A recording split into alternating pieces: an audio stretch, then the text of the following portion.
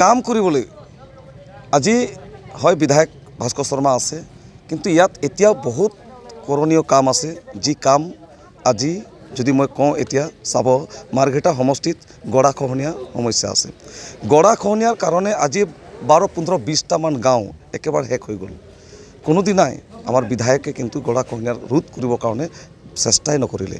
আজি গৰাখহনীয়াৰ কাৰণে বহুত পৰিয়াল, হাজাৰ হাজাৰ পৰিয়ালে গৃহহীন ভূমিহীন হৈ আছে। এওঁলোকে ক'ত আছে এতিয়া বিচাৰি নোপোৱা অৱস্থা হৈ গ'ল। গৰাখহনীয়া ৰোধ কৰাৰ কাৰণে আমাৰ ইয়াত বিভাগীয় মন্ত্ৰীসকলো আছে, কোনোদিনা নাহিল। লগতে ইয়াত এডুকেটেড আনএমপ্লয়মেণ্ট ইউথসকলৰ কাৰণে ইয়াত বহুত সমস্যা আছে। আপোনালোকে জানে আসাম ইণ্ডাষ্ট্ৰিয়েল ইনফ্ৰাষ্ট্ৰাকচাৰ যিটো আমাৰ লেণ্ড এই ডেভেলপমেণ্টৰ কাৰণে যি ভূমি অধিগ্ৰহণ হৈ আছে, ভূমি আবণ্টন হৈ আছে, ইয়াত শ বিঘা মাটি, সেই মাটিবিলাকত ইণ্ডাষ্ট্ৰিয়েল গঢ়ি নুঠিলে। গতিকে ইণ্ডাষ্ট্ৰিয়েল যদি গঢ়ি উঠে, উদ্যোগ যদি হয়, তেনেহ'লে আমাৰ মাৰ্ঘেটা তথা অসমৰ নিবনুৱা যুৱক যুৱতীসকলে, শিক্ষিত নিবনুৱা যুৱক যুৱতীসকলে অন্য ৰাজ্যত ঢাপলি নিমিলিলে হয়। গতিকে ইয়াত তেনেকুৱা এডুকেটেড আনএমপ্লয়মেণ্ট ইউথসকলৰ কাৰণে বহুত কাম কৰিবলৈ আছে। লগতে আমাৰ ইয়াত 6 জনগোষ্ঠী জনজাতিকৰণৰ মৰ্যাদাই হওক, চাহ শ্ৰমিকসকলৰ কাৰণে আপোনালোকে দেখিছে আজিৰ তাৰিখত অত্যাৱশ্যকীয় বস্তু সামগ্ৰীৰ দাম যি হিচাপে দিনক দিনে আকাশলংঘী হৈছে, ঠিক তেনেকৈ চাহ শ্ৰমিক ৰাইজৰ কাৰণে, বিল' পভাৰ্টি ৰাইজৰ কাৰণে কিন্তু যি হাজিৰা বাঢ়িব লাগে সেই হাজিৰাটো হোৱা নাই। আজিৰ তাৰিখত মাত্ৰ 252 টকা। কি হ'ব? 1 লিটাৰ মিঠাতেলৰ দাম দেখোন 200 টকা। গতিকে এনে ক্ষেত্ৰত চাহ শ্ৰমিক ৰাইজৰ কাৰণে বিশেষকৈ মই 551 টকালৈ বৃদ্ধি কৰাৰ ক্ষেত্ৰত অৰহ চেষ্টা কৰিম। মই আন্দোলন কৰি ইয়ালৈকে পাইছোঁ। গতিকে এইবাৰ আন্দোলন হ'ব অসম বিধানসভাৰ ভিতৰত, স্পষ্ট কথা। লগতে ভূমিৰ পট্টা বাগিচাসমূহত এইটো ভূমি পট্টা দিয়া নহয়, এইটো জাষ্ট এটা ক্লাৰিং পেপাৰ। তাত আপোনালোকে যদি চেক কৰে তেনেহ'লে কোনো ধৰণৰ ৰেকৰ্ডেই নাপায়। গতিকে ভূমি পট্টাই হওক। আৰু ক'ব খুজিছোঁ মই বিশেষকৈ চাহ বাগিচাসমূহত বিশেষকৈ স্বাস্থ্য আৰু শিক্ষা একেবাৰে পয়া লগা দুৰৱস্থা, একেবাৰে অৱস্থাই নাই। টিচাৰৰ অভাৱ, যাৰ কাৰণে গুণগত শিক্ষা ছাত্ৰ ছাত্ৰীসকলে পোৱা নাই। গতিকে মই যদি মই বিধায়ক হিচাপে যদি মই নিৰ্বাচিত হওঁ, তেনেহ'লে স্বাস্থ্য আৰু শিক্ষাৰ ওপৰত মই গুৰুত্ব দিম। আৰু স্বাস্থ্যৰ ক্ষেত্ৰত যদি আপুনি এতিয়া জাগুনত এটাও স্বাস্থ্যকেন্দ্ৰ ভাল নাই। গতিকে ইয়াত এটা ভাল স্বাস্থ্যকেন্দ্ৰ অতিকৈ প্ৰয়োজন। আৰু আমাৰ যিটো মাৰ্ঘেটা যিটো স্বাস্থ্যকেন্দ্ৰ আছে বা অসামৰিক চিকিৎসা আছে, তাত ডক্টৰ নাই পৰ্যাপ্ত পৰিমাণে। দুখীয়া ৰাইজে যেনেকৈ প্ৰাইভেট, যেনেকৈ মেফ্লাৱাৰ্ছ হস্পিটেলে হওক বা ডিব্ৰুগড় এইবিলাকত প্ৰাইভেট হস্পিটেলবিলাকত টকা পইচা নথকাৰ কাৰণে হয়তো বহুতো ৰোগী মৃত্যুমুখত পৰিবলগীয়া হৈছে। গতিকে আমি দুখীয়া মানুহসকলৰ কাৰণে এই যিটো চৰকাৰী হস্পিটেল, এই হস্পিটেলবিলাক যাতে উন্নত কৰিব লাগে। আপোনালোকে জানে বিজেপি চৰকাৰখনে কেৱল ঠগ প্ৰবঞ্চনা, প্ৰলোভন, প্ৰতাৰণাৰহে ৰাজনীতি কৰিছে। এতিয়া জল জীৱন মিছন, 1 টোপাল পানী ওলোৱা নাই। সুস্বাস্থ্য সমাজ আৰু শিক্ষিত সমাজ, লগতে নিবনুৱা সমস্যা দূৰীকৰণৰ কাৰণে আমাৰ জনজাতিকৰণৰ মৰ্যাদা হওক, চাহ শ্ৰমিকৰ দৈনিক মজুৰি বৃদ্ধিৰ ক্ষেত্ৰতে হওক, তেনেকুৱা বহুত সমস্যা আছে। এডুকেটেড আনএমপ্লয়মেণ্ট ইউথসকলৰ এমপ্লয়মেণ্টৰ ক্ষেত্ৰত সমস্যা আছে। সেই গোটেই সমস্যাবিলাক আমি চবে একেলগে মিলি পেলাই মাৰ্ঘেটাৰ যি সমস্যা, এই সমস্যা সমাধানৰ ক্ষেত্ৰত আপোনালোক সকলোৰে সহায় সহযোগিতাৰ আৰু দিহা পৰামৰ্শৰ কামনা কৰিছোঁ। লগতে মই বিশেষকৈ এতিয়া বৰ্তমান মই টিৰাপ ট্ৰাইবেল বেল্ট এণ্ড ব্লকত আছোঁ। মোৰ ঘৰেই Tirap tribal belt and block. গতিকে এই অঞ্চলৰ যিসকল এক্সিষ্টিং ট্ৰাইবেল, এওঁলোকো নিজৰ সাংবিধানিক অধিকাৰ পৰা বঞ্চিত হৈ আছে। আজি এক্সিষ্টিং ট্ৰাইবেল অৰ্থাৎ STৰ ষ্টেটাছ পায়ো, মৰ্যাদা পায়ো, কিন্তু নিজৰ হক আৰু অধিকাৰৰ পৰা বঞ্চিত হৈছে। সাধাৰণ মাটি পট্টা পোৱা নাই, এওঁলোকে বঞ্চিত হৈ আছে। বৰ্তমান শাসনাধিষ্ঠ বিজেপি চৰকাৰখনে প্ৰতিটো জাতি জনগোষ্ঠীক, প্ৰতিটো OBC, ST, SC, জেনেৰেল সকলোকেই যি ধৰণে প্ৰতাৰিত কৰিছে। আপোনালোকে জানে ইলেকশ্যনৰ আগমুহূৰ্তত বিভিন্ন আঁচনিৰে এওঁলোকক ঘেৰি ধৰিছে, আঁচনিৰ ৰাজনীতি কৰিছে। গতিকে এই আঁচনিৰ ৰাজনীতি চবে বুজি পাইছে। আৰু এতিয়া সঁচা অৰ্থত ৰাজনীতি এইটোৱে হ'ব, মই না জাতিৰ নামত ৰাজনীতি কৰিম, না জনগোষ্ঠীৰ নামত, না ধৰ্মৰ নামত। গতিকে সকলো, না মোৰ জাতি আছে, না মোৰ ধৰ্ম।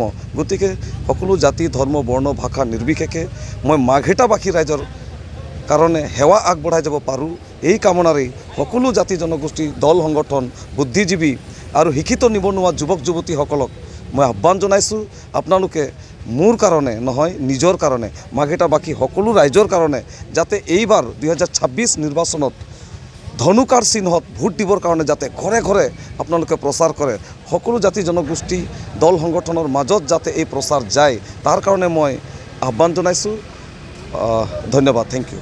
ইলেকশ্যনৰ আগত শ্ৰমিকৰ একাউণ্টত 5,000 টকা ভৰাই দিছে, শ্ৰমিকৰ ক'ত লাখপতি বাইদেউ, ক'ত অৰুণোদয় আঁচনিৰ নামত এই জনজাতীয় লোকসকলৰ, এই দৰিদ্ৰ সীমাৰেখাৰ তলৰ যিসকল খাটি খোৱা, যিসকল দুখীয়া পৰিয়ালসকল বা জনগোষ্ঠীৰ সাংবিধানিক অধিকাৰৰ পৰা কিন্তু বঞ্চিত হৈছে। যেনেকৈ মাটিৰ পাট্টা, চাহ শ্ৰমিকৰ দৈনিক মজুৰি 551 টকালৈ বৃদ্ধিৰ পৰা বঞ্চিত হৈছে, স্কুল হস্পিটেল ভাল পোৱা নাই, আৰু ইপিনে আহি গ'ল আপোনাৰ যিবিলাক গৰাখহনীয়া এতিয়ালৈকে ৰোধ হোৱা নাই, এডুকেটেড আনএমপ্লয়মেণ্ট ইউথসকলে এতিয়ালৈকে কিন্তু কৰ্মসংস্থাপনৰ ব্যৱস্থা নাই।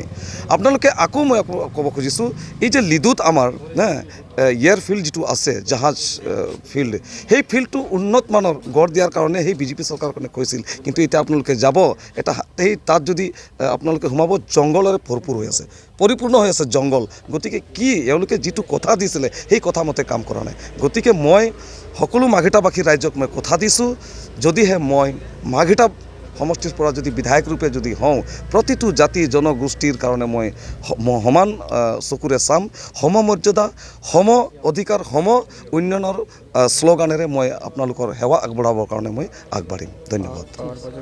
সৰ্বপ্ৰথমে আজি একদম জুই ক'ব লাগিব, আজি মাৰ্ঘেৰিটাত আমাৰ অগ্নিপুত্ৰ জাৰ্নেল মিন্স একালৰ ছাত্ৰ নেতা, আজিৰ মাৰ্ঘেৰিটা সমষ্টিৰ এটা বৃহৎ কণ্ঠ, বজ্ৰকণ্ঠ।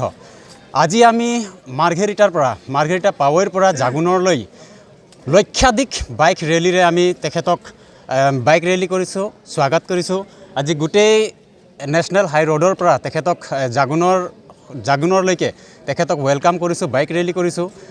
আৰু আমি খুবেই আনন্দিত, আজি মাৰ্ঘেৰিটাবাসীয়ে নিজাববীয়া নিজস্বভাৱে তেখেতসকলে ওলাই আহিছে, তেখেতসকলৰ দুখ দৰ্শা আজি বুজি পাইছে। আজি তেখেতসকলৰ এই সমস্যাৰ পৰা পৰিত্ৰাণ পাবৰ বাবে তেখেতসকলৰ ষ্টেপ কি হ'ব তেখেতসকলে বুজি পাইছে। সেয়েহে আমাৰ মেছেজ উইদাউট আমাৰ মেছেজ মানুহবিলাকে নিজস্বভাৱে নিজ ধন খৰচ কৰি মেলি আজি জয় ভাৰত পাৰ্টীৰ যি মনোনীত পাৰ্টী আমাৰ জাৰ্নেল মিন্স ডাঙৰীয়াক ছাপোৰ্টৰ কাৰণে তেখেতসকলে নিজাববীয়াভাৱে ওলাই আহিছে। আমি বহুত আনন্দিত প্ৰকাশ কৰিছোঁ আৰু আগন্তুক যি 9 তাৰিখৰ ভোটিং আমি আশা কৰিছোঁ বৃহৎ সংখ্যাৰে বিপুল ভোটেৰে জয়যুক্ত কৰাব জাৰ্নেল মিন্সক বুলি আমাৰ মাৰ্ঘেৰিটাবাসীৰ পৰা দৃঢ় বিশ্বাস। যুঁজখন ভয়ংকৰ হ'ব। আচলতে আপোনালোকে গম পায়, এই বৃহত্তম আমি বিশেষ কৰি আদিবাসী ছাত্ৰ সন্থা অপেনলি সমৰ্থন জনাবলগীয়া হৈছে। আদিবাসীৰ গৰ্বৰ পৰা জন্মিত যি জয় ভাৰত পাৰ্টী, তেখেতৰ পৰা আমি মনোনীত প্ৰাৰ্থী প্ৰদান কৰিছে, আমি মুকলিকৈ সমৰ্থন জনাইছোঁ। বিশেষ কৰি আদিবাসী ছাত্ৰ সন্থাৰ তৰফৰ পৰা আমি আমাৰ সমগ্ৰ অসমকে ধৰি আমাৰ এই অসম অৰুণাচল সীমান্তৱৰ্তী অঞ্চল মাৰ্ঘেৰিটা এটা সমষ্টি, যিটো সমষ্টিত বিভিন্ন জাতি জনগোষ্ঠীৰ এটা ঐক্যমঞ্চ। এই মাৰ্ঘেৰিটা সমষ্টিৰ যি আমাৰ বিধায়ক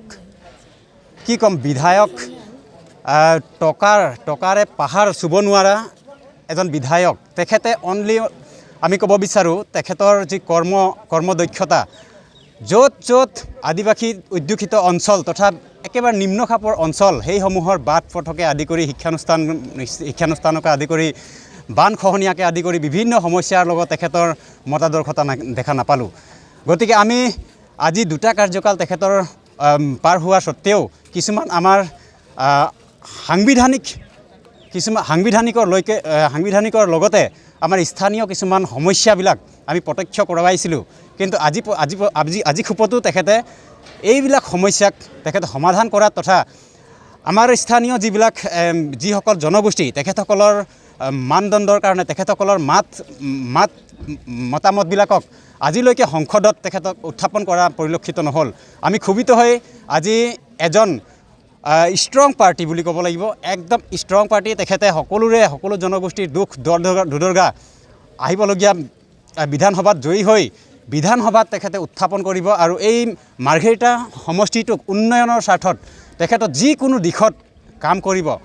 আজি তেখেতৰ ৰেলীৰ পৰাই আমি অনুভৱ কৰিছোঁ তেখেতে কোনো বিলাসী গাড়ীত অহা নাই, তেখেতে সাধাৰণ এখন বাইকেৰে দুচকীয়া বাহনেৰে তেখেতে মাৰ্ঘেৰিটাৰ পৰা জাগুনলৈকে ৰেলী কৰিছে। তেখেতে কিমান কষ্টকৰ পৰিশ্ৰমী আমি ইয়াৰ পৰাই প্ৰমাণ পাওঁ। গতিকে ভাস্কৰ শৰ্মা ডাঙৰীয়াক আমি নাভাবোঁ যে তেখেতৰ লগত আমাৰ এই যুঁজ পৰাজয় হ'ব। গতিকে বিপুল ভোটেৰে আমাৰ জয়ী হ'ব, জাৰ্নেল মিছ ডাঙৰীয়া জয়ী হ'ব আমাৰ মাৰ্ঘেৰিটাৰ লগতে আমাৰ আদিবাসী ছাত্ৰ সন্থাৰ দৃঢ় বিশ্বাস। পোনপ্ৰথমে সকলো সম্প্ৰদায়ৰ জনগোষ্ঠীক সকলোকে মোৰ আদৰ নমস্কাৰ জনাইছোঁ। আজি যিটো আমাৰ জয় ভাৰত পাৰ্টিৰ ৰেলী ওলাইছে আমি খুবেই আনন্দিত আৰু আমি অনুভৱ কৰিব পাৰিছোঁ। যিটো আজি ৰেলী হোৱাৰ কাৰণে দেখিব পাইছোঁ বিভিন্ন সম্প্ৰদায়ৰ পৰা আমাক সহযোগ কৰিছে, বিভিন্ন সম্প্ৰদায়ৰ লোকসকলেও ৰেলীত ওলাই আহিছে। আমি 100% ছাকচেছফুল হ'ম বুলি ভাবিছোঁ। যিয়ে কি নহওক, ৰাইজৰ দল হওক চাহে বিজেপি হওক, বিজেপিয়ে ইমান বছৰ আমাক ঠগ প্ৰবঞ্চনা দি কিনে আছিলে। এতিয়া আমি 10 বছৰলৈকে ৰাজত্ব কৰিলে বিজেপি চৰকাৰে, আজিলৈকে আমাক একো আমাৰ যিটো মৰ্যাদা, যিটো প্ৰাপ্য, যিটো আমাৰ মৌলিক অধিকাৰ, জাতিগত প্ৰমাণপত্ৰ, যিটো আমাৰ ST, এইবিলাক আজিলৈকে আমাক দিব পৰা নাই। এতিয়া STV দিছে। STVৰ মতলব মানে কি, আমাক চৰকাৰে আজিলৈকে STV কোনো সংবিধানত নাছিলে, আজি আমাক STV দি দিছে। তাৰমানে আমি নিজে অনুভৱ কৰিব পাৰিছোঁ যে আমাৰ একো ভেলু নাই। আমি ভেলু উপত্যকা নেকি? আমি ভেলুলেছ মানুহ নেকি? আমাৰ কোনো ইয়াত নাই নেকি?